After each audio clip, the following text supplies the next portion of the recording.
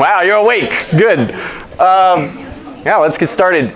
Just a word, especially to the people in the back. If people straggle in and they have trouble, I can't really tell what seats there are and what I can't see past, but there are chairs in the prayer room back there that we are free to use. So if you see anyone looking for a seat, help them out and just point them back to that room.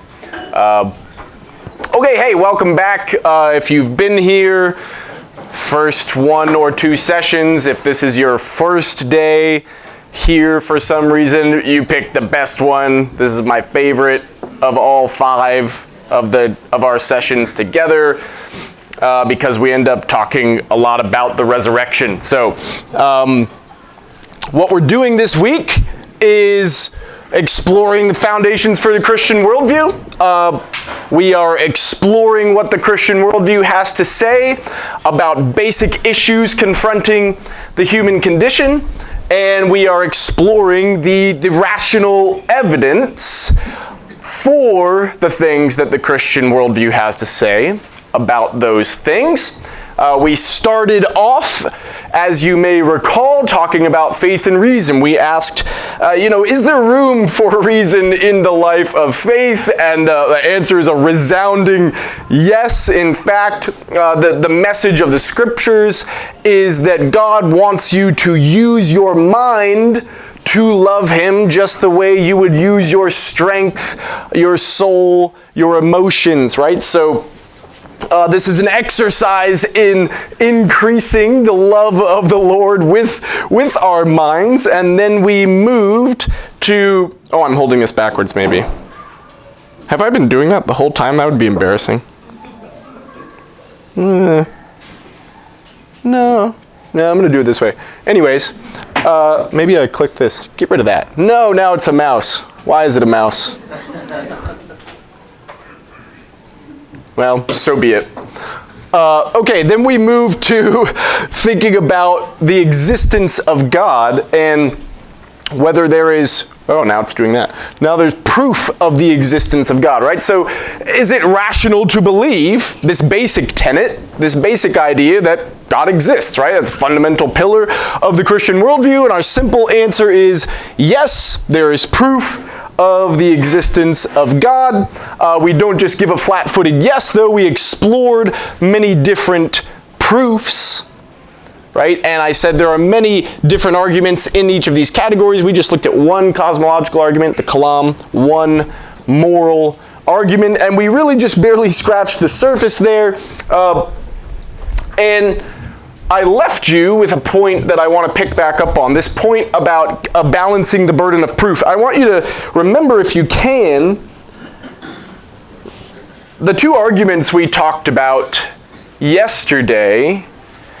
If you think about them, the premises of those arguments, the assumptions that we were making, were completely neutral between atheism and theism. They're completely neutral, right? Ideas like everything with a beginning has a cause. You don't need to be a theist to believe that, right? That's something that all people are rational to believe. And so this gives you a feel for what I think is good methodology, which is to begin with premises that seem neutral, that anyone should accept, and then surprisingly you end up with the conclusion that you should be a Christian, right? So that's part of the reason it's important to keep the burden of proof balanced, right? You're just saying, hey, look, anyone should believe this. All the burden's not on the theist. There are good reasons for any person to believe this. And you'll find that again today, the main line of reasoning that we'll be thinking through. We're going to start with premises that are totally neutral, that anyone should accept just on the basis of the evidence. And we'll end up with a surprising conclusion that the Christian worldview is the one true worldview. Okay, so we are talking today about competing worldviews. That's kind of what wraps it all together. Many people are okay if you get them to the point that we got to last week. Oh, there are chairs in the back room if you're looking for a chair. If many people are okay with theism, right? Many people are okay if you say, I believe in God. Many people are willing to agree with you. Yeah, I think there's a God. But when you start talking about Christianity and you say things like, yeah, but Christians are the only ones that have it right. We believe in the one true God. Especially when you start talking about Jesus and you start saying like Jesus is the only way to heaven. Right now people, well, they're less friendly. I want to start with a passage from Tim Keller's book, the late Tim Keller. The Reason for God. If you're not familiar with the book, he starts each chapter by recounting some conversations he's had with people over the years. Okay, so here are a couple. He's talking to Blair, who's a 24-year-old woman living in New York. She asks, how could there be just one true faith? Isn't it arrogant to say that your religion is superior and to try to convert everyone else to it? Surely all the religions are equally good and valid for meeting the needs of their particular followers. Then her friend Jeff chimes in, religious exclusivity isn't just narrow, it's dangerous. Religion has led to untold strife, division, and conflict. It might be the greatest enemy of peace in the world.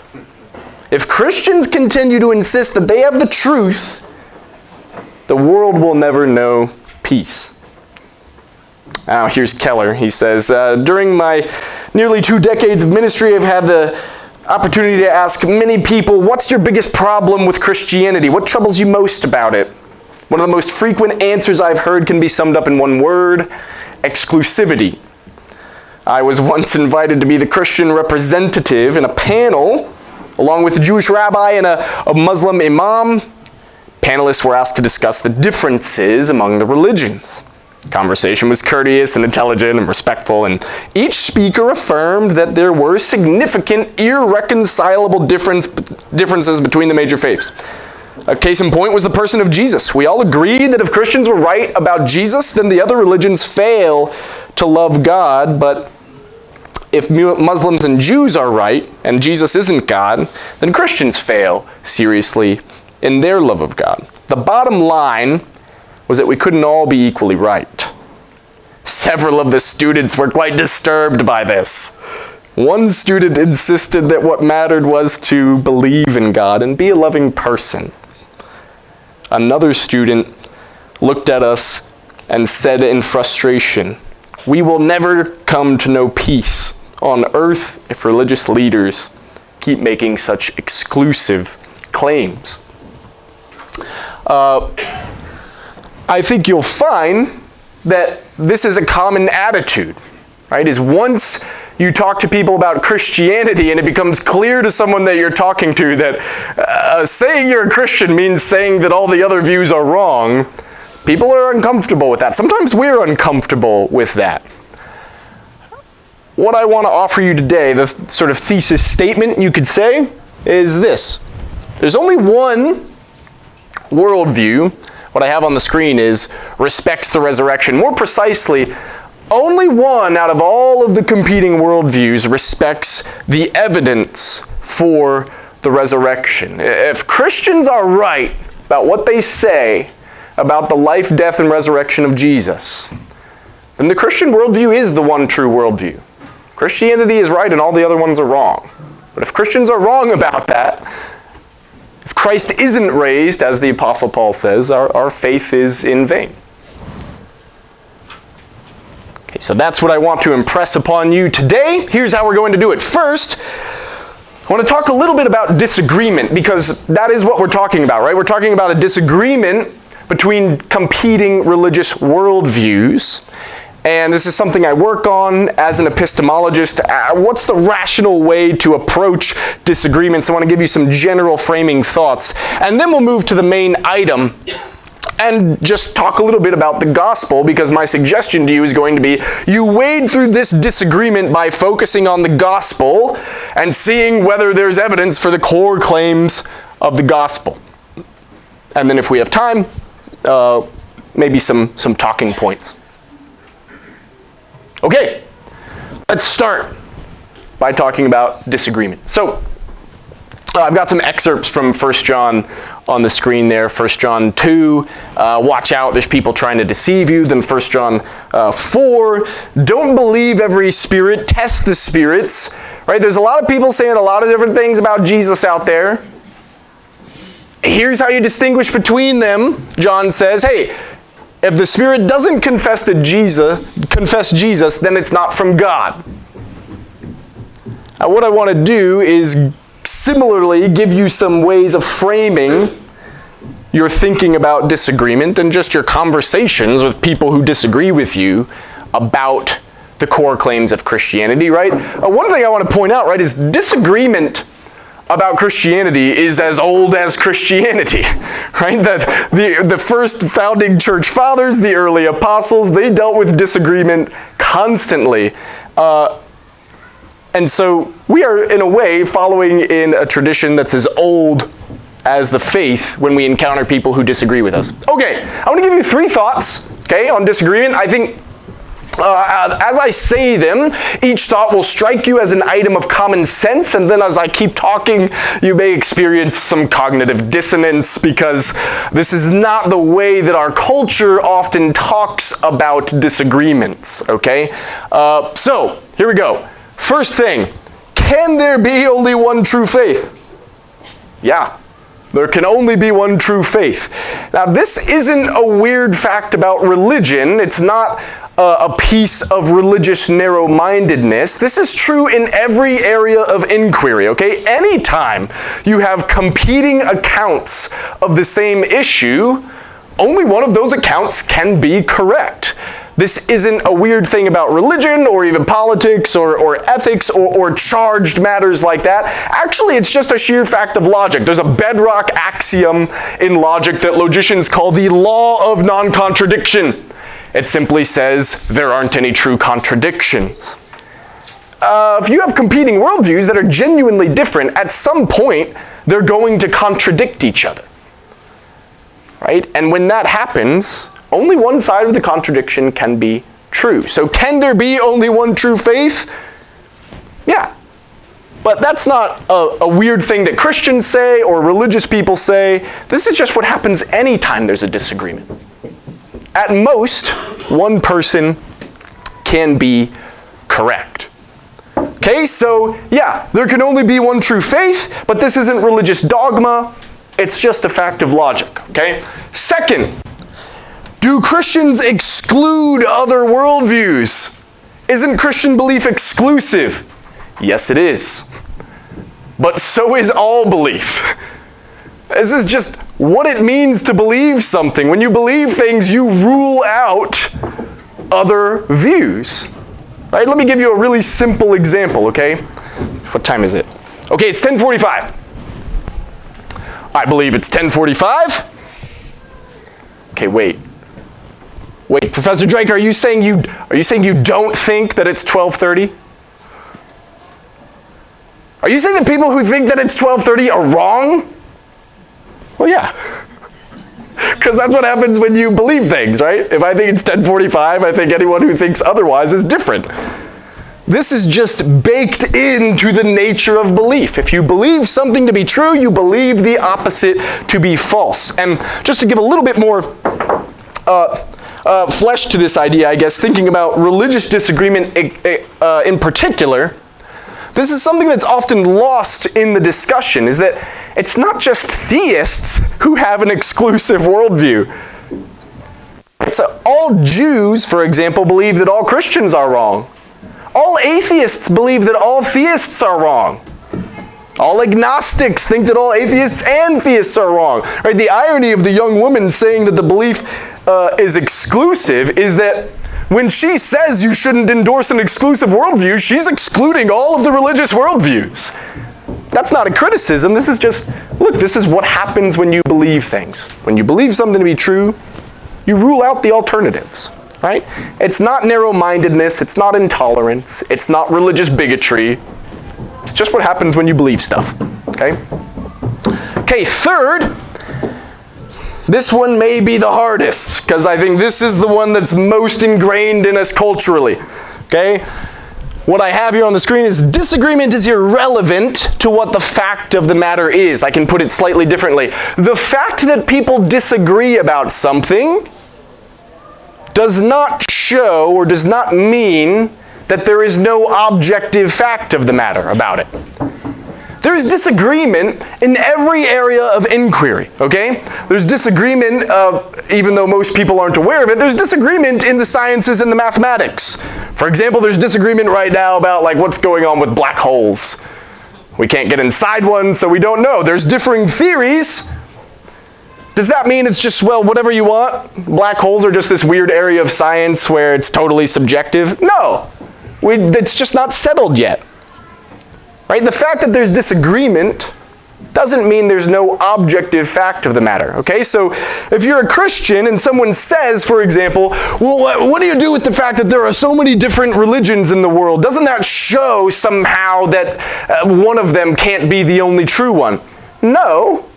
It might make it harder to sort out, but it's irrelevant. The fact that people think different things doesn't really affect what the truth is. Now, I want to be very careful here. I'm not telling you to ignore people who disagree with you, right? When you encounter disagreement, you shouldn't just say, that's irrelevant, just forget about you, right? What it should do, hopefully, if you're being reasonable, is hopefully you can adopt a humble posture. You can hear them out. You can say, hey, I'd love to hear how you think about things. Maybe you'll get some new evidence. Maybe you'll refine or even revise some of your beliefs. That's a rational response to peer disagreement, right? Is, okay, look, maybe you're right. Maybe you see some things that I don't. Let's talk about it. Okay, but an irrational response is, well, someone thinks differently from me, so I guess we can't know anything. Okay, that's not true in any other area of inquiry. It's not true in philosophy or religion either. Okay, so there you go. 3 thoughts to frame disagreement. Anytime there's a disagreement, yeah, at most, one side of the disagreement can be right. Maybe you're both wrong. That can happen. Second, is Christian belief exclusive? Yes, but so is all belief. And then finally, what about the fact that people disagree? Doesn't that somehow show that no religion is correct? No, there's disagreement in all aspects of life, and we still think there are truths out there. This issue is no different. Okay? Okay. I'm going to give you a little break before we really get into the weeds, but I want to set up the main course a little bit before that, okay? So I've talked about disagreement generally. What about this particular disagreement? How do you wade through the specific disagreement between Christians and others, between the Christian worldview and the competing worldviews? Here's a simple 2-step process, okay? Whenever there's a disagreement, you need to do 2 things. 1, you need to identify the core contradiction between those 2 views. And 2, you believe the side of the contradiction that it's most reasonable to believe. Or to put it another way, you follow the evidence. So step 1, locate the contradiction. Step 2, follow the evidence. Okay? Anytime there's a competing worldviews, if the views are genuinely different, they will contradict each other at some point. You need to see where that is. Since there are no true contradictions, right? Only one side of the contradiction can be true. How do you decide which side to land on? You follow the evidence. What do I mean by evidence? Evidence just is that which makes things more likely to be true. Let me give you a simple example, okay? It didn't rain last night as far as I can tell, but if it did, or if I wanted to convince you that it rained last night, I might take you outside, right? And I might say, hey, look, the grass is wet, the windows are wet, car is wet, neighbor's house is wet, everywhere you look it's wet. Right? What am I doing? I'm pointing out things to you which are true, which seem to increase the likelihood that it rained last night, right? I'm giving you evidence. That's what evidence does. It makes things more likely. It makes things more probable. You can see why then following the evidence is a good idea here, right? If there's a contradiction and you want to land on the side of truth, evidence is that which makes it more likely to be true. If you follow the evidence, you'll be more likely to end up with the truth, right? Very simple prescription. Find the contradiction, follow the evidence, okay? Now, what does this look like for Christians? My suggestion to you is the core contradiction in this disagreement is what Christians say about Jesus. Okay, that's the thing. These are the claims that Christians make that no other worldviews make. Okay? So, if Christians are right about Jesus, the other worldviews are wrong. If Christians are wrong about Jesus, then one of the other worldviews is right. So we need to investigate the claims about the life, the death, and resurrection of Jesus, right? Focus on, this is what I meant by we're going to focus on the gospel, right? It ain't called Christianity for nothing, right? Very early on, I believe it's Acts 11:26, it says, it was at Antioch that they were first called Christians. They're called Christians. Remember, the Christians were Jews. So this was a way of distinguishing the early Christians from other Jews, and they picked them out like this. Those are the Jesus people, right? Those are the Jesus-y Jews over there. We'll call them Christians, okay? This is what first distinguished Christians from other worldviews. It's what still distinguishes the Christian worldview from others. Now, I want to be more specific.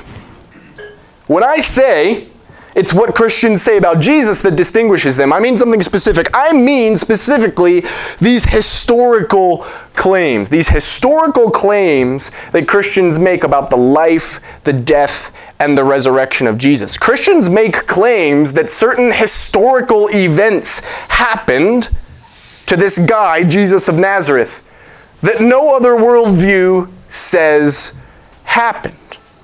Okay?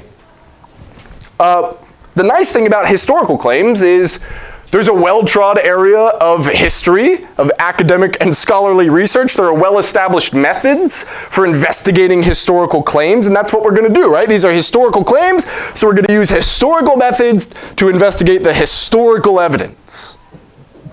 Again, if Christians are right about the death and resurrection of Jesus, that settles it, right? Because the Christian worldview is the only one that says what it says there. Okay, so here's the line of reasoning that's going to frame the rest of our time. This is what I call the historical argument for the resurrection. It is by far my favorite argument for Christianity. Okay, premise one looks more beastly than it is. Okay, premise one: if the resurrection hypothesis is the best explanation of the historical data, then the resurrection hypothesis is the most likely to be true. Or if you like, it's the most supported by reason, or it's the one you should believe. The resurrection hypothesis, the hypothesis that Jesus was bodily raised from the dead. That's important, bodily raised from the dead. If the resurrection hypothesis best explains the data, it's the most likely to be true. Premise two, the resurrection hypothesis is the best explanation of the data. So conclusion, it's the most likely to be true. It's the one you should believe. It's the most rational position.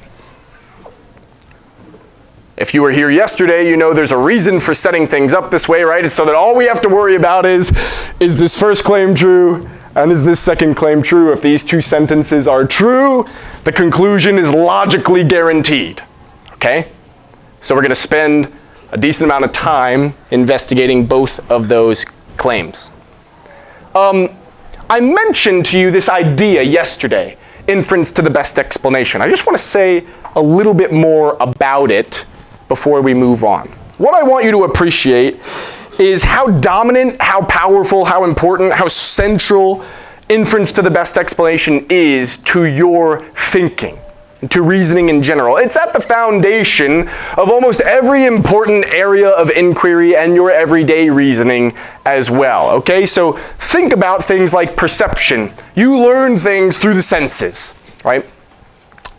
Actually, you are tacitly using inference to the best explanation when you do that. To help you see why, I'm just going to mess with you a little bit. Take a look at your hands. Here they are. How do you know that these are your hands and you're not in the Matrix? Or, you know, you're not a handless brain in a vat and there's some mad scientist making you see stuff? Of course, you never think about this but it's possible, right? And if you're a handless brain in a vat, these are not your hands. You don't have any hands. What are you doing? It's an inference to the best explanation. The most likely picture, the simplest picture of the world is one on which my eyes are reliable, right? You're inferring the best explanation. Language, if you've ever been around small children as they're learning language, it's fun, but they tacitly use inference to the best explanation, right? My little 2-year-old is linguistically exploding right now, but here's what she does, right? She'll notice, for example, anytime mommy and daddy are around like this object, one of the things that you're sitting in, they make this sound, chair. They point at it, they sit in it, they move it around, and I keep hearing this sound, chair, chair. And after a while, after there's enough constant conjunction between the appearance of this object and the hearing of that sound, she learns, oh, that's a chair. That's what the word means. What's she doing? It's a more complicated than you might think. What's the best explanation of the fact that I always hear this sound when this object is involved? That's what the word means. Law, I won't bother you with, but in brief, this is what lawyers do, right? There's a whole bunch of evidence and they appear before the jurors and they're like, hey, how do we make sense of all of the evidence you've been presented today? I want to convince you that my story is the best one. My account makes the best explanation of the evidence you've been presented with, and so either my client is innocent or guilty. The sciences, we talked a little bit about, for example, heliocentrism yesterday, right? How did we discover that actually the sun is at the center of the universe? It's not like Galileo and Kepler and Copernicus somehow magically got like a God's eye view of the universe. But they did inference to the best explanation. For example, they point a telescope at the sky. They observe the motions of planetary bodies, the stars, and in this case specifically things like the phases of Venus and surrounding moons. And basically they said, look, if the Earth is at the middle, I shouldn't be seeing the things that I'm seeing right now. The Earth-centered model can't explain these data. What would explain it?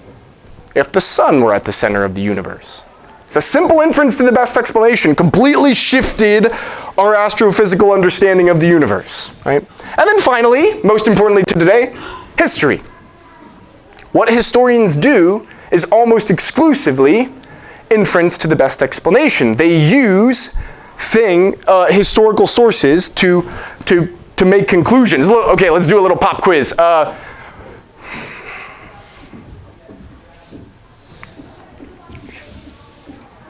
Okay, there's a very famous Roman who crossed the Rubicon. Does that ring a bell? Okay, great. There's some people here that knows. Caesar crossed the Rubicon, famously said the die is cast, started a huge war. 15 years later, Rome is burned to the ground. How do you know that? Let me give you an easier one. How do you know Washington is the first president of the United States? Anybody? A history book? Okay, history book. Any other ideas? Somebody witnessed it and wrote it down. Oh, someone witnessed it and wrote it down. I learned it in school. Okay, yeah, a very natural reaction is like, man, that was a long time ago. My teacher told me. You might say a history book.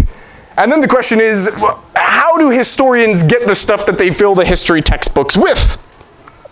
Well, there are things like eyewitnesses. They write things down. Historical documents, archaeological evidence occasionally, right? So for example, the reason we think Caesar crossed the Rubicon is due to the first century historian Lucian, who wrote it down. He wrote these biographical data down, and now it's in a textbook, right? And now you can look at it on Wikipedia, and everyone believes it, okay? So this is what historians do. They're doing inference to the best explanation. Hey, there's these historical data, there's these things that were written, there's eyewitness testimony, there's archaeological evidence. What's the best explanation? What unfolding of events makes the best sense of the data we're presented with? That's what historians do. So, long story short, if you give up inference to the best explanation, you give up doing history, science, law, learning language, and knowing whether you have hands. And, you know, that's not a good place to be in. So, I said I was just explaining inference to the best explanation to you, but actually I've smuggled in the first premise already. What does the first premise say? It says, if this hypothesis is the best explanation of the data, then you should believe it. That's just saying you should make the inference to the best explanation. It's just saying inference to the best explanation is a good form of reasoning. And I hope I have convinced you inference to the best explanation is something rational people do. It's something every area of academic and scholarly inquiry involves and relies on. So premise 1 basically just says, we're going to make the inference to the best explanation. Okay? The best explanation of the historical data. Okay, so this is where the action is. It's premise 2. Does the resurrection hypothesis, does the idea that Jesus was raised from the dead best explain the historical data that we have on the issue? Okay, and if you're, following along, you should ask, what data? Which is where we will get next, but I'm going to give you a quick break, because then it's going to get weedy, okay? Take a 1 or 2 minute break, we'll get back together, and we'll look at the historical data together. The question is that we need to investigate the claims Christians make about Jesus, because that's really where the core contradiction is. That's where Christianity departs from every other worldview, okay? We've already got the first premise on board. We're just going to do inference to the best explanation. Why are we doing inference to the best explanation? Because we're investigating historical claims, and that's how you establish or falsify historical claims. Okay? So the next step is, we need to see, does the resurrection hypothesis actually best explain the data? Natural first question, what is the data? Okay? So I'm going to take this approach. I think this term was originally coined by historian Gary Habermas. It's called the minimal facts approach. And the idea is you start with a small set of historical facts, and you just see which hypothesis best explains these facts. The minimal facts are nice because they are very strongly supported by other historical data, and they enjoy majority, if not universal, consensus among historians as historical facts. Okay, so with those things in mind, we can say any plausible account of the life and death of Jesus should at least be able to explain these few minimal facts. The account that provides the best explanation is the one we should believe, right? That's just inference to the best explanation. What I'm doing over the next few minutes draws heavily on this book, which looks like a beast, because it is.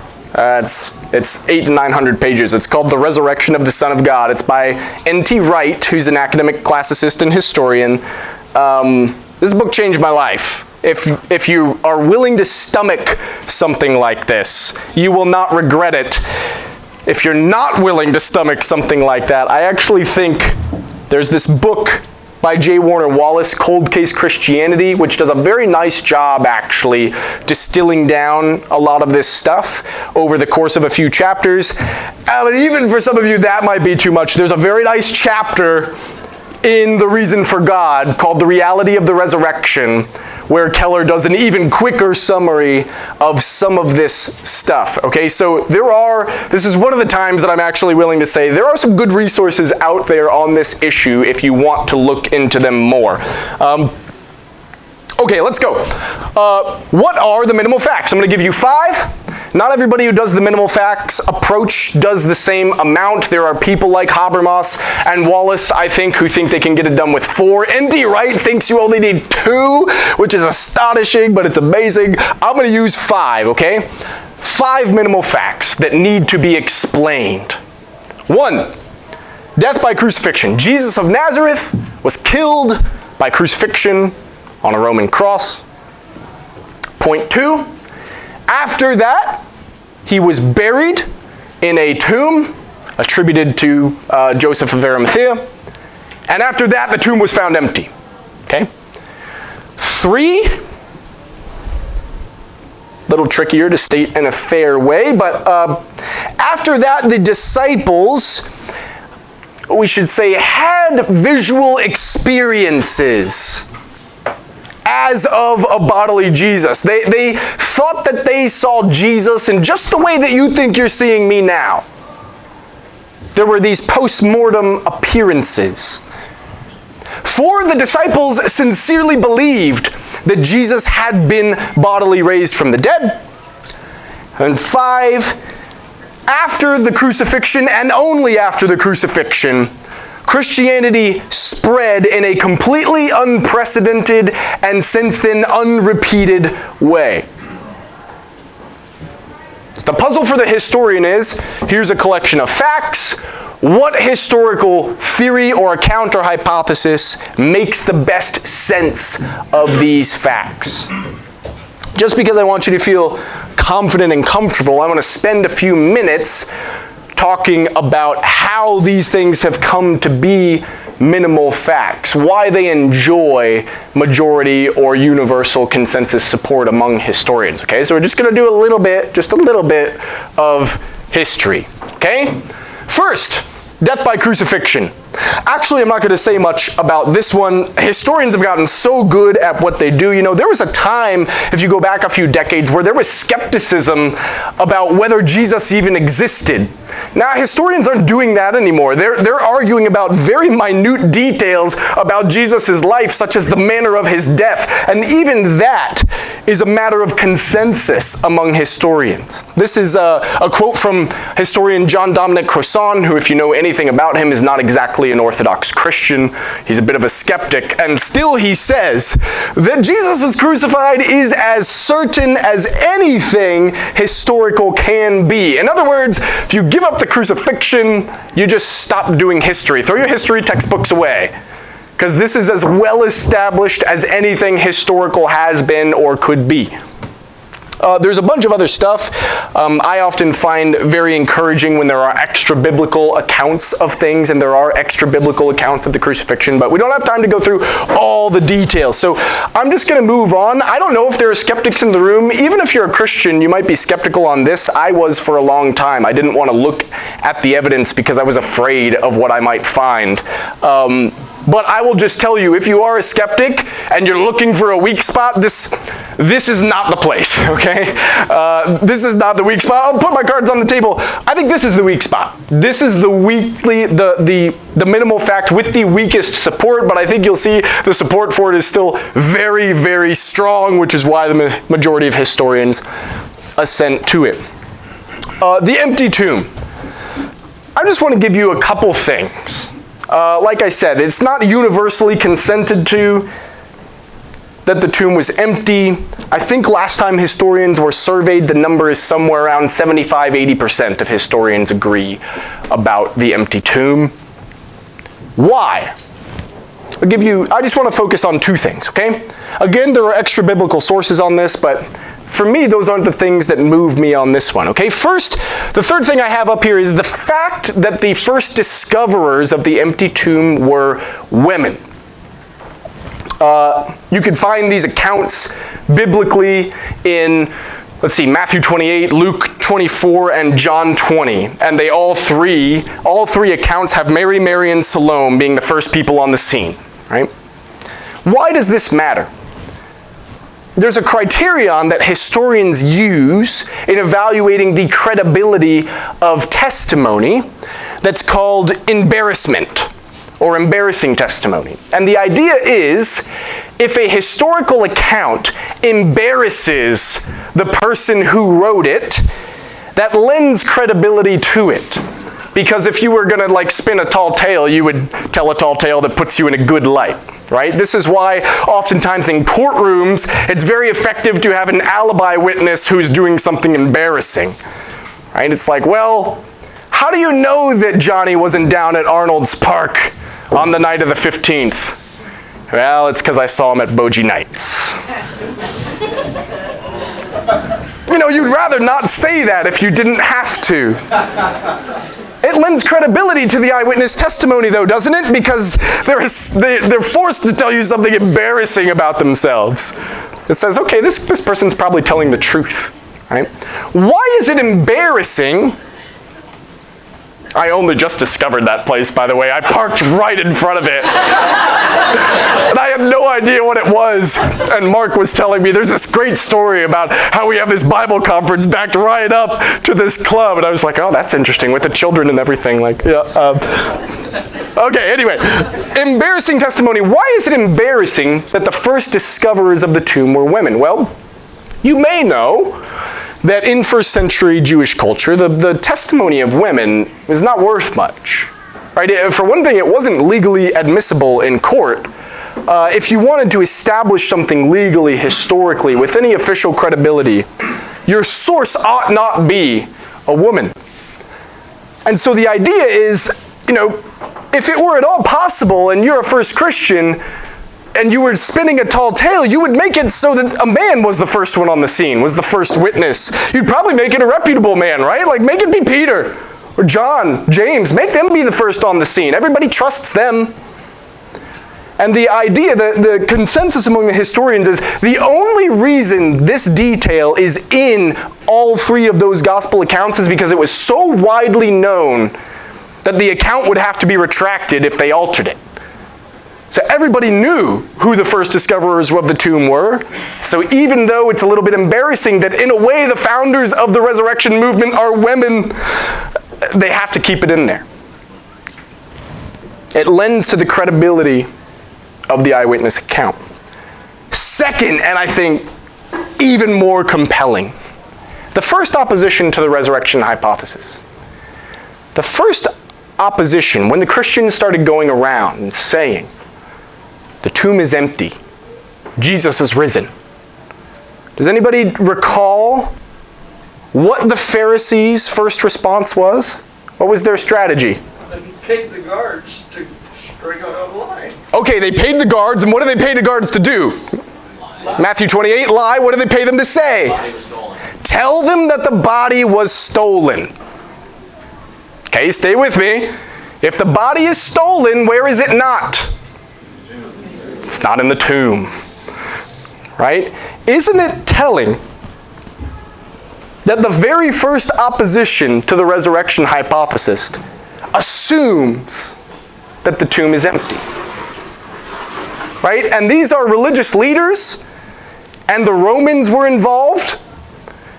Right? At the very least, the Romans found the Jesus followers to be like annoying rabble-rousers.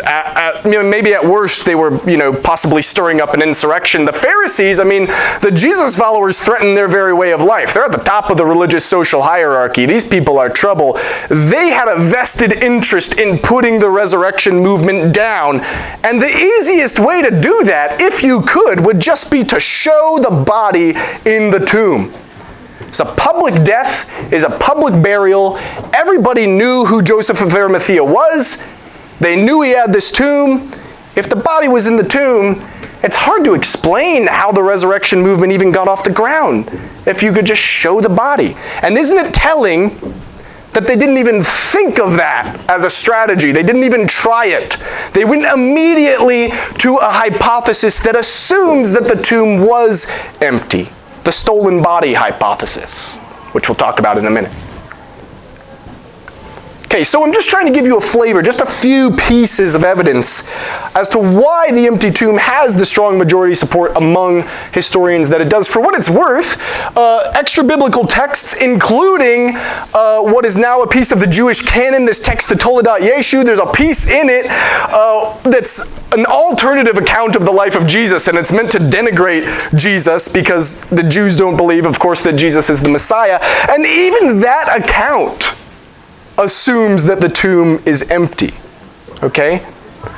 So, Toledat Yeshu, T-O-L-E-D-O-T, Yeshu, Y-E-S-H-U. There are also correspondences, for example, between Justin Martyr and other first century people that make this assumption. So there's really good support here. I'm just trying to throw a few things at you. Okay, let's move on from the empty tomb. Post-mortem appearances. Okay, remember, it's important to keep in mind the minimal fact here is not that Jesus appeared. Okay, because that would be question begging. If you say he appeared, that means he's definitely alive, right? The minimal fact is something like people had these visual experiences. They thought they saw him in just the same way you think you are seeing me now.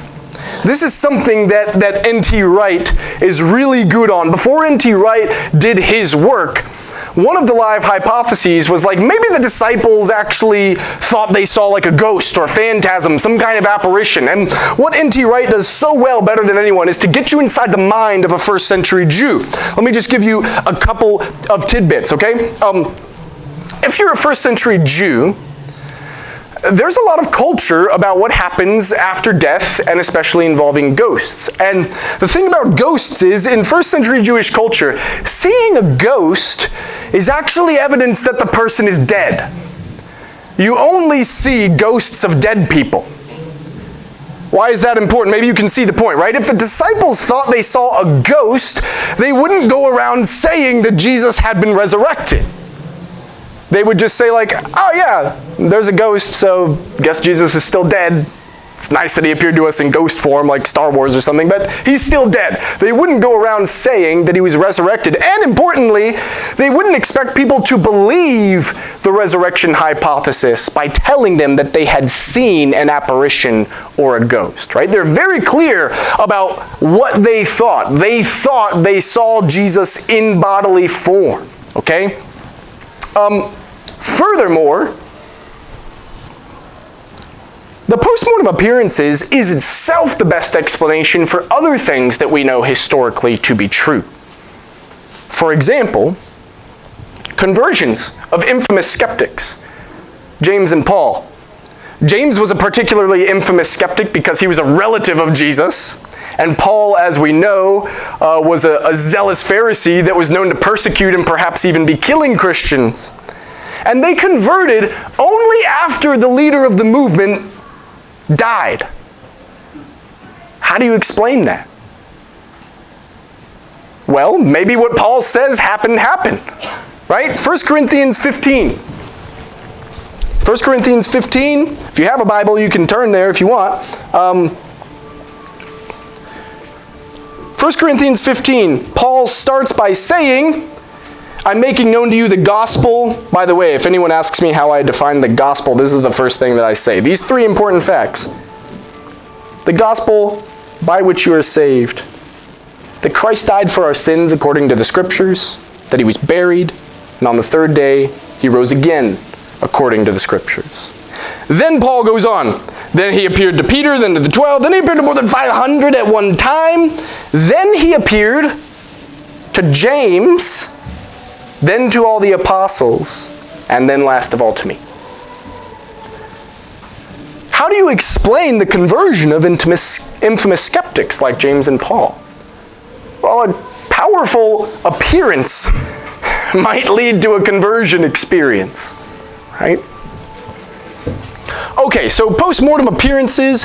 The important thing here, I think, the thing I want to stress is that the disciples were very clear about what it is they reported. They reported to see Jesus in bodily form after his crucifixion, okay? Third, and closely related, the disciples really believed what they were saying. This is basically undisputed among historians. Something I encounter a lot is like, well, what if it was a hoax? Well, it may help you to know, it's just historically that's not a tenable explanation. Historians don't really entertain the hoax explanation. The evidence is overwhelming that the disciples really believed that Jesus had been raised. I have a quote by French philosopher Pascal. I believe witnesses that get their throats cut. What's the point there? The point is not that people who die for their beliefs is right. Okay, follow the thread closely. We're not saying they believed it and so it's true. The puzzle for the historian is they really believed this seemingly outlandish thing. And the puzzle is, why would they have believed it? What could explain the spread of this belief? Right? And an amazing thing happened. J. Warner Wallace is really good on this. If you wanted to crush the Jesus movement, right? If you were maybe a Jewish religious leader or a Roman religious leader, there are two things you would definitely do if you could. One, show the body in the tomb. Right? He can't be the risen Savior if he's dead. Two, find these Jesus followers, find these resurrection claiming people, round them up, interrogate them, Drag them out in public, embarrass them, torture them, kill them if you have to. Get them to recant. Get them to take it back. Get them to say, I didn't actually see that. And the amazing thing is, in the first 2 generations in and following the life of Jesus, this happened dozens of times. And there's not a single record of any follower recanting their testimony that they saw Jesus resurrected. And many people went to their death. Right? If this were a hoax, if there's ever a time to give up the hoax, it would be when you are being nailed to a cross. But no one did. They really believed this. Again, that doesn't make it true, but the question for the historians is, why would they have thought this? And how did they get the belief to spread? This is, I think, the hinge point, okay? This is what N.T. Wright focuses all of his work on, is when you think about the context, the cultural context that Christianity sprang up in, it should have never happened. It's a completely new worldview, and it sprang up and spread like wildfire. I'm going to read to you from N.T. Wright, from Keller, who is pulling on some work from Wright, okay? He says this: in the first century, there were many other messianic movements, and their would-be messiahs were executed. However, and here he quotes N.T. Wright, in not one single case do we hear the slightest mention of the disappointed followers claiming that their hero had been raised from the dead. They knew better. In Jewish culture, resurrection was not a private event, it was a public event. Jewish revolutionaries whose leader had been executed and who managed to escape arrest themselves, you have 2 options. You can either give up the revolution, or you can find another leader. Claiming that the original leader was alive again is just not an option, unless, of course, he was alive again. See, there were dozens of other messianic pretenders whose lives and careers ended just the same way that Jesus's did. Why would the disciples have come to the conclusion that his crucifixion had not been a defeat, but instead a triumph, unless they had seen him risen?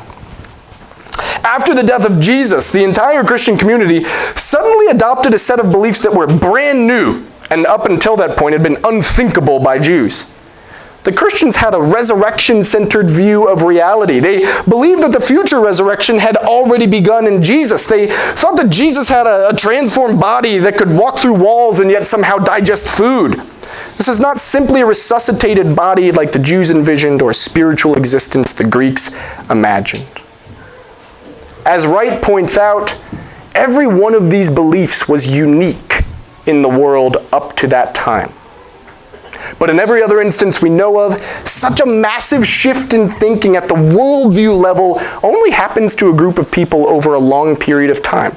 Ordinarily takes years of discussion and argument. However, the Christian view of the resurrection, absolutely unprecedented, sprang up full-blown immediately after the death of Jesus. There was no process of development. There was no debating or discussing. His followers were simply telling people what they had seen. And if you read the early accounts in the New Testament, this is what you find, right? Go read Paul's sermons, Peter's first sermons. He just says things like, yeah, we all saw Jesus get crucified. You guys were there. It was a public event. And then there's hundreds of people walking around saying that they saw him after that. Just telling people what they had seen. See, it may help to keep in mind the place of crucifixion in Jewish culture, right? If you can recall in Galatians 3:13, I believe, it's talking about Jesus taking on our curse. And then he quotes Deuteronomy 21, which says, everyone cursed is everyone who hangs on a tree. Right? And what's the idea? The idea is, if you die, especially on a cross, you're not just dead, you're cursed. You're thought to be cursed by God. Much less a good leader, much less a prophet, much less the Messiah or the Son of God or somehow God himself.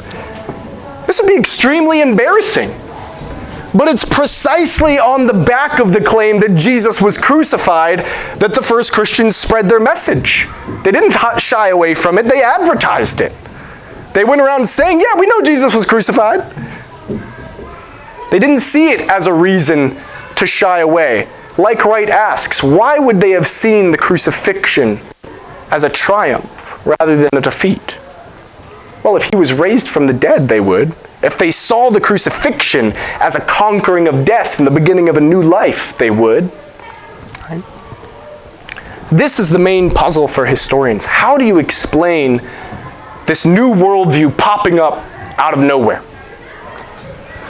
Okay, so there you go.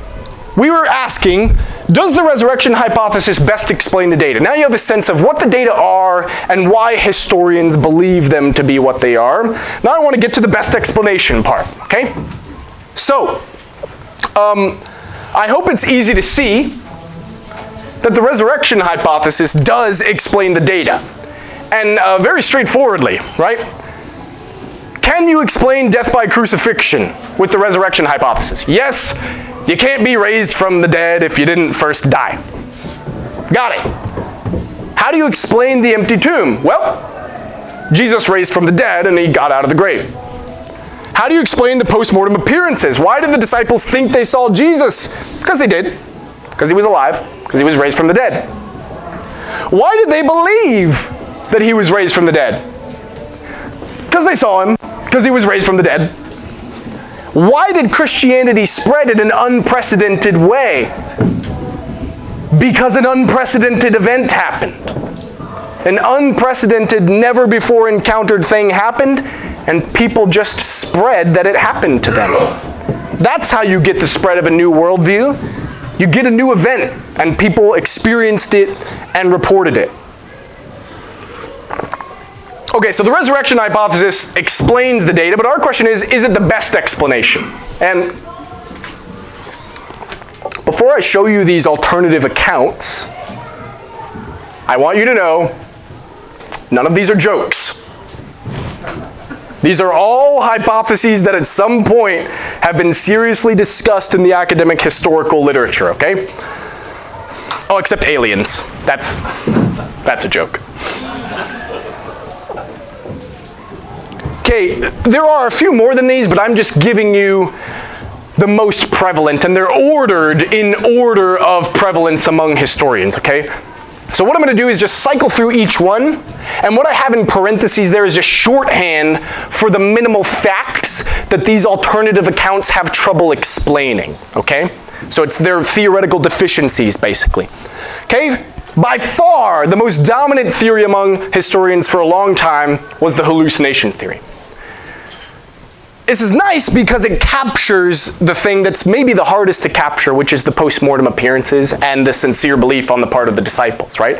Why would the disciples have thought they saw Jesus alive after the crucifixion? And why would they have tried to get other people to believe it? Well, maybe they had like really powerful hallucinations as of risen Jesus. I mean, it could have been pretty traumatizing for them to lose their leader that they followed for years. Maybe they hallucinated. The problem is, this can't explain the empty tomb. Right? If the first disciples went around saying they saw Jesus bodily raised from the dead, it's not going to spread very far if the body is still in the tomb.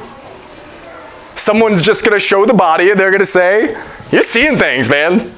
Like, I don't know what's going on with you. Maybe someone slipped something in your drink, but like, there's the body right there. So the hallucination hypothesis is powerless to explain the empty tomb, and therefore, it's powerless to explain the spread of Christianity. Very difficult to explain how the Christian worldview could have spread as long as the body stays in the tomb. Okay? Second, the swoon theory, or the apparent death theory. This is, for what it's worth, the orthodox official view of the Muslim church. In the Quran 4:157, it says that he didn't really die, he only made it appear as though he died. The only problem with this is, remember as I was going through the minimal facts and I said, don't even bother challenging this one, death by crucifixion. Yeah, that's the one the swoon theory says is just false. Right? It doesn't just not capture it. It outright says, yeah, Jesus didn't die by crucifixion. The minimal fact there's no debate about. It is also difficult to explain the spread of Christianity on this view, right? It's like, okay, let's think this through for a second.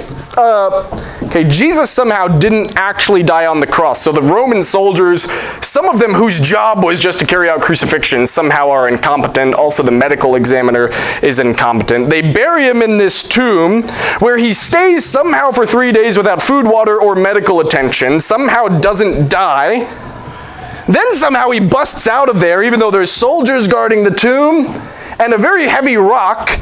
And then he appears to his disciples, and rather than thinking that Jesus is broken, battered, and bruised and on the verge of death, they somehow conclude that he's come back to life.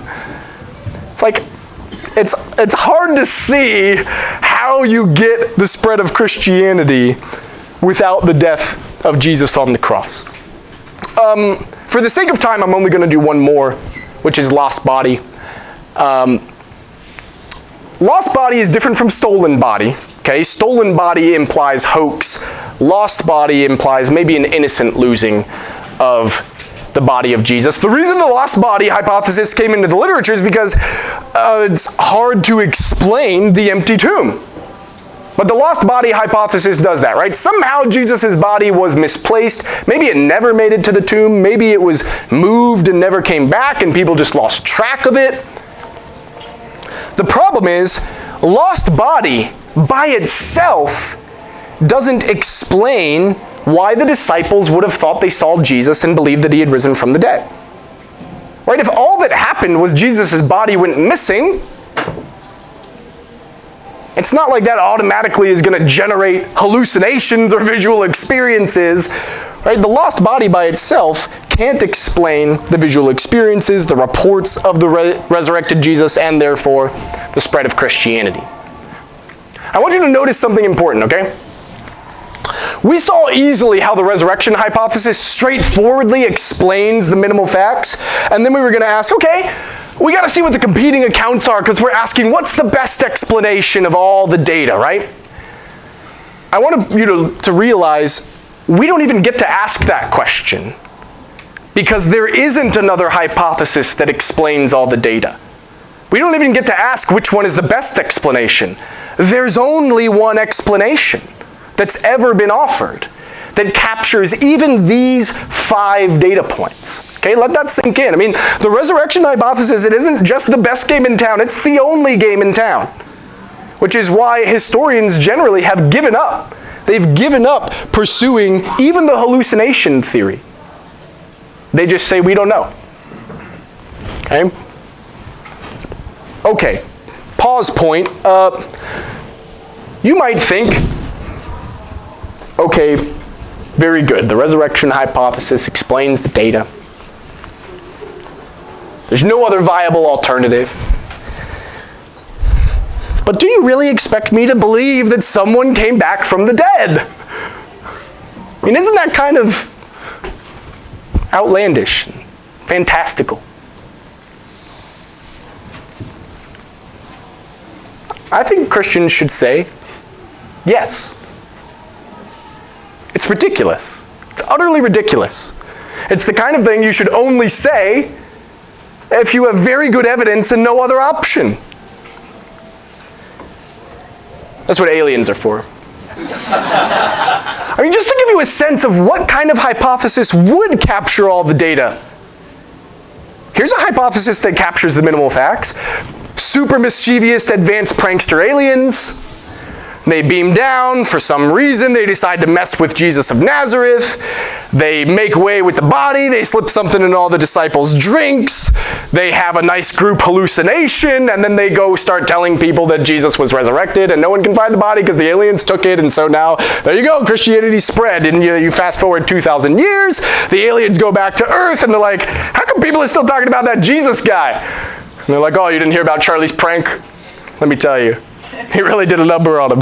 It's like, that would explain all of the data, right? The tomb's gone because the aliens stole it. They hallucinated because the aliens initiated it. That's why the disciples thought they saw Jesus. Maybe they have some very clever holograms, or they replace him with a body double. It sounds completely ridiculous, right? It is ridiculous, but at least it explains all the data. These theories don't even explain all the data. The reason I'm giving you this example is it gives you a sense for how seemingly implausible of a hypothesis is required here to capture the data. It's true, the resurrection hypothesis seems outlandish. And as Christians, I don't think we should shy away from that. So like, yeah, it is kind of unbelievable to say that someone rose from the dead. Can I offer one simple explanation also to go along with Sure.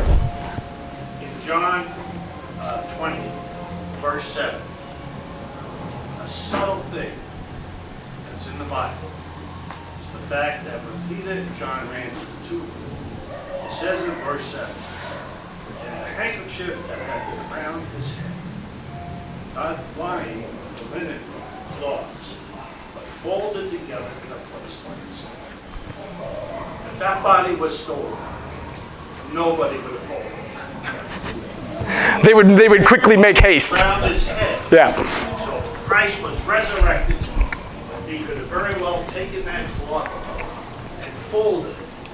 Nobody else would. Yeah, good. Okay, so one thing about this book, N.T. Wright's book, it's helpful to keep in mind the minimal facts approach is useful because it keeps the number of data that you have to think about very, very short. I mean, if you go through Wright's book, there are hundreds of historical data points and minutia like this that all further strengthen the case. The interesting thing is, all it takes is 5 data points before every competing account is ruled out. There are hundreds we haven't even gotten to, and already the resurrection hypothesis is the only viable explanation. Okay, so, oh boy. I mean, look, we're going to do inference to the best explanation. The resurrection hypothesis is the best explanation, so logically, you're on the hook for the resurrection. If you want to deny premise 2, you got to provide a better explanation of the data. And there isn't one. Historians have been trying for a long, long time. I'm going to read to you from N.T. Wright, and then we will be done. Here's Wright.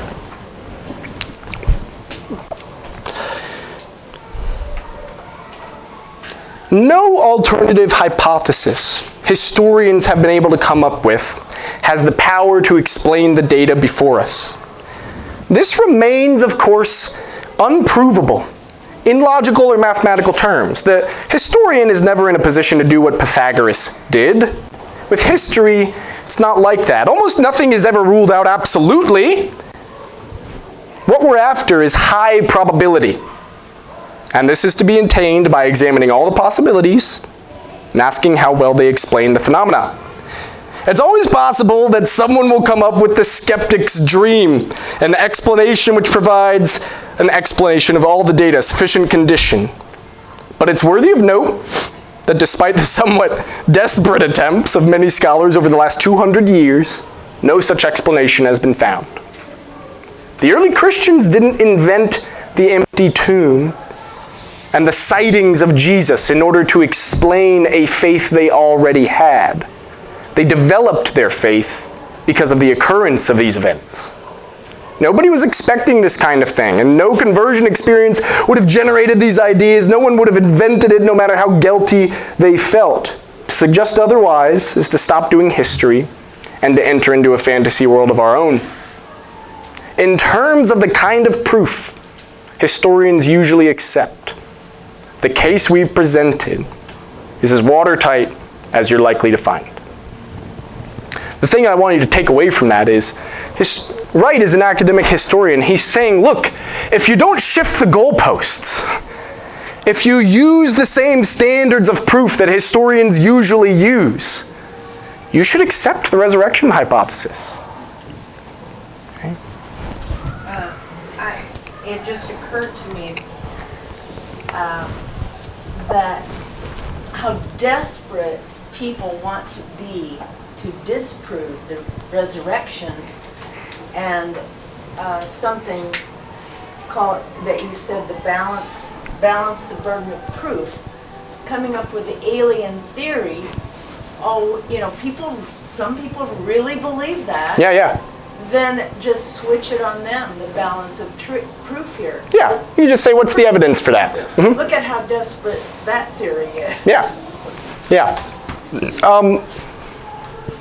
Okay, here's a little cherry on top, and then we can have questions, or people can head out if they want. Alexander the Great. Got history books filled with stuff about Alexander the Great. Does anybody know how many original sources we have attesting to the events of his life? Maybe less than 10. It's definitely less than 10.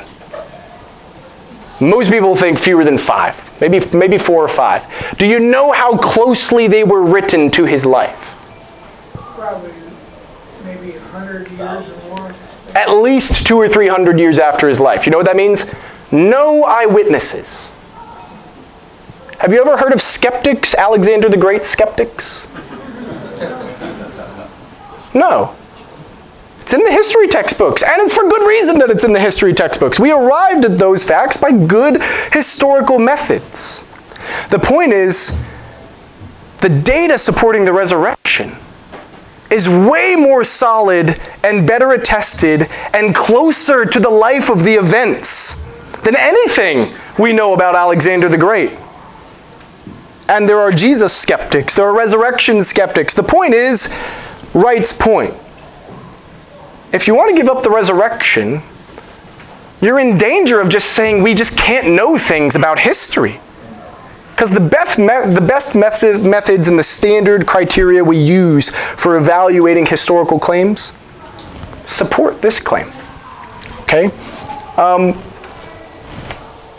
Oh man, there's more, but I feel like we're 10 minutes out and I should stop. So I have a little bit more, but I felt bad yesterday that we didn't have any time for questions. So I think what I want to do is just open it up for questions, and if you gotta go, you gotta go. But I would ask, if you are gonna slip out, can you try not to make too much noise so that everybody can hear the questions? Is that okay? Okay, so let's just dig into questions, and yeah, go ahead. I really need to hear the twin theory. Okay. I mean, look, it's exactly what it sounds like. Jesus somehow had a twin that we don't know about, maybe a twin brother that we don't know about, and either it was the twin on the cross or the twin after the resurrection. I mean, look, you don't have to be a genius to see the holes in this theory. First of all, there's no evidence that Jesus had a twin. So the only reason you would be postulating the existence of the twin would be to explain this data. But then there are other problems. You know, you would think the disciples would know if Jesus had a twin. How did he magically appear just for the resurrection or just after it? I mean, how did he teach and talk with the disciples for an extended period of time afterwards and sort of actually make a convincing appearance? Was he somehow an understudy for 3 years of Jesus' life, but nobody noticed? I mean, so there are all kinds of problems with the twin theory.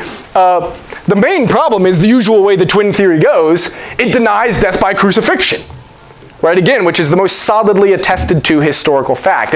You have to say something like, somehow the Romans got a hold of the wrong guy and accidentally crucified a body double. Yeah, so look, it's exactly what it sounds like. And he has just been cleverly hidden for 3 years. Something like that, yeah. Did he put holes in his hands? Yeah, maybe he put a hole through his hands. Look, he's willing to go through a lot for the cause. Yeah. When you're having conversations with people that are as smart as you, but secular or whatever, and you come at them with some of this, I'm just curious, like, what the biggest pushback, like, what, I mean, I know they don't want to believe it because it would require things of changing their life. I'm just curious, academically, how do they, like, argue back with you? What do you get to? I'll tell you a little anecdote. I went to graduate school, and a friend of mine who I knew very well was an atheist, and I asked him if he knew about the historical evidence for the resurrection. And his response was, I don't need to see the evidence. I know that that sort of thing just can't happen. And I think in almost every case, I have had very few people actually try to poke holes in the historical evidence or the historical support for the resurrection hypothesis. They've ruled out the resurrection hypothesis on non-historical grounds. They've ruled it out on philosophical grounds. They're essentially naturalists who think that there just can't be miracles, and this would be a miracle. So they know out of hand. In other words, they make up their mind in advance.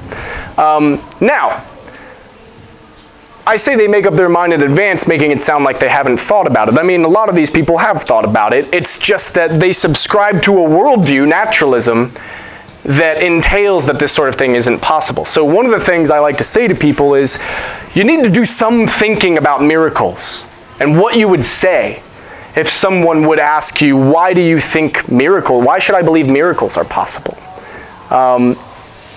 But William Lane Craig has this nice line, right, that once you give up prejudice against miracles, there's no reason to deny the resurrection anymore.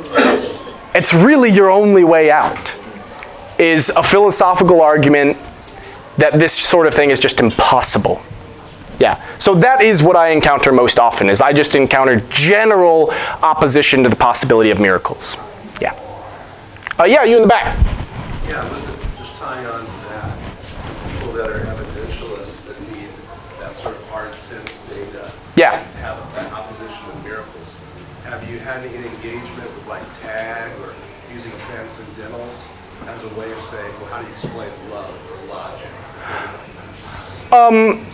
Yes, but I would say those won't be arguments for the resurrection. Those will give you arguments for maybe a Christianity or a general kind of theism, the existence of God, but don't think those help you very much with the resurrection. I'll also say, you mentioned at the beginning of your question, people who want hard evidence. I talked yesterday about how we have this caricatured idea of proof and evidence that like somehow only scientists and mathematicians prove things. One of the things that I think is really nice about the historical argument is, like I said, if you don't like the historical argument for the resurrection, you should probably just stop having historical beliefs, period. Right? Because it's not hard evidence in the sense that most people think about hard evidence, but it is the way that historians usually do things. So, yeah, I think you've been waiting a while. Do you still have a question? I'm wondering if there's any non-biblical historical accounts for the appearance of Jesus after. Yes, there are. Yeah, you have plenty of first century Jewish historians, some Roman historians. If you want, the easiest thing to do might be I can just email you a list of them. There are quite a few. So the short answer is yes. That's one of the nice things about the minimal facts. Part of the reason the minimal facts are the minimal facts is there are Roman historians like Lucius and Tacitus, Jewish historians like Josephus that corroborate these accounts. Yeah. So how do we protect against the cancel culture or history revisionists? If they are going to forget our history and rewrite it, how do we stop that? It's an interesting question because I would just say, like, look, the revisionist history isn't happening among historians. Right? There are no academic historians that are trying to say hide the minimal facts or deny the post-mortem appearances or things like that. They just say we don't know how to explain it and we don't believe in miracles, so we're not going to endorse the resurrection. So what I would say is you just ask people about the historical evidence. And like I said, I think if you want more on this, you can read Keller's chapter, The Reality of the Resurrection, or J. Warner Wallace's book, Cold Case Christianity. What he does a really nice job with, I think, is the transmission of testimony. The question of how do we get the accounts that we have now, and why should we trust them? And I just think it's a similar strategy to what we talked about yesterday. It's just like, just ask the other person how they make sense of this stuff. Right? Here's all the historical data. All the historians know that these things are true. Well, you don't have to accept my explanation, but what's your explanation? Right? And maybe they'll just say, I don't know, but then you could say, look, I would commend to you the resurrection hypothesis. It makes a lot of sense of the data we have. Yeah? Are there any good references on an argument on the existence of miracles, since that's a place where people might push on, is there Yeah. anything that you direct us to there? Sure. Look, I think the best thing is C.S. Lewis's work, Miracles. I think this is maybe not what you were expecting, but I think required reading, actually, if you want to be serious about this, is a work by philosopher David Hume called Of Miracles. It is far and away the dominant argument against the possibility of miracles. And I think Christians need to be ready for that sort of thing, because what you get essentially are less sophisticated forms of what Hume did a few hundred years ago. So other than that, I'll say this.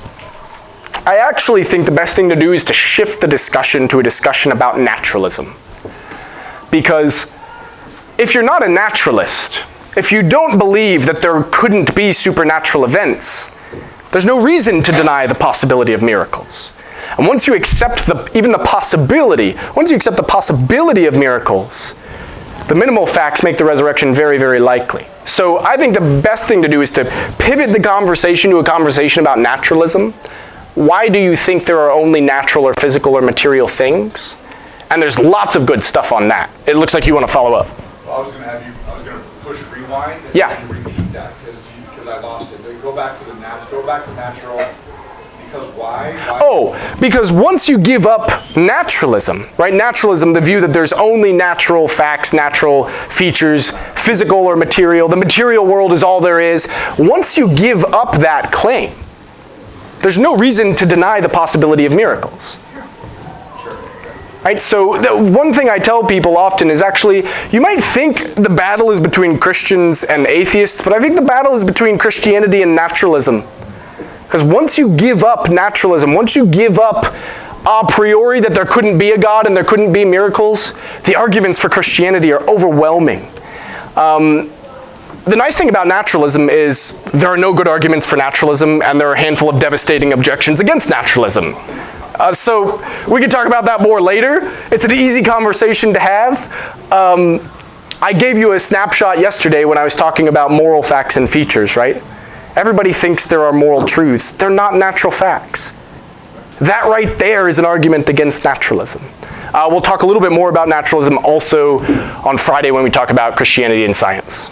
So, I feel responsible, like maybe I'm holding people hostage as long as I keep talking. So I'm going to say I'm done. It's noon. I'm happy to keep talking if you want to come up and talk to me. Tomorrow, the problem of evil. How does Christianity explain evil and suffering in the world?